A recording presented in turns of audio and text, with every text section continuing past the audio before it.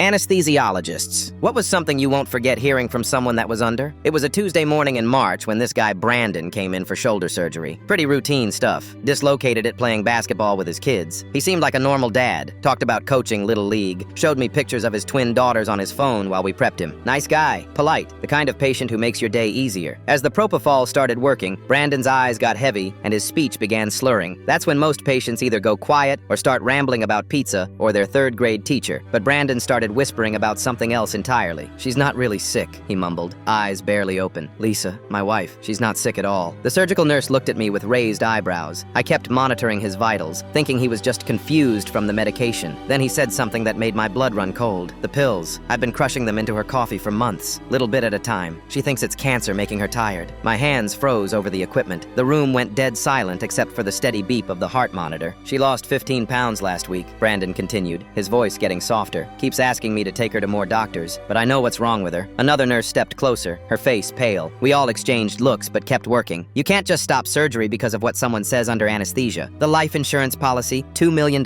Just gotta be patient. Make it look natural." My stomach dropped. This wasn't random drug-induced babbling. This was way too detailed, too specific. Brandon was describing exactly how he was slowly poisoning his wife. "The girls will be better off without her anyway. She's always on them about homework and chores. I'm the fun parent." For the next 40 minutes of surgery, I couldn't focus on anything else. Every few minutes, Brandon would mumble more details. The type of medication he was using, how he crushed it up, when he started, how much sicker he wanted her to get before she died naturally. When we finished and Brandon was in recovery, I pulled the head nurse aside. We both knew we had a massive problem. Legally, patient confidentiality meant we couldn't use anything he said under anesthesia in court. But morally, a woman was being slowly murdered by her husband. The nurse suggested we call the police anyway, just to report what we heard. Maybe they could find another way to investigate. But before we could decide what to do, Brandon woke up. He was groggy but alert, asking about his shoulder, thanking us for taking good care of him. Completely normal. No memory whatsoever of what he'd confessed. "Can't wait to get home to my girls," he said with a smile. "My wife's been so sick lately, they need their dad around more." That night I went home and couldn't eat dinner. I kept thinking about Lisa, somewhere across town, probably sipping her morning coffee with crushed medication in it, having no idea her husband was slowly killing her. I called the police the next morning, told them everything, even though I knew it probably wouldn't hold up legally. The detective listened carefully and said they'd look into it. 3 days later, they arrested Brandon at his house. Turns out they found the medication bottles hidden in his garage, along with a mortar and pestle he'd been using to crush the pills. Lisa was in the hospital by then, finally getting proper treatment. She survived. The twins are living with their grandmother now while Brandon sits in prison awaiting trial.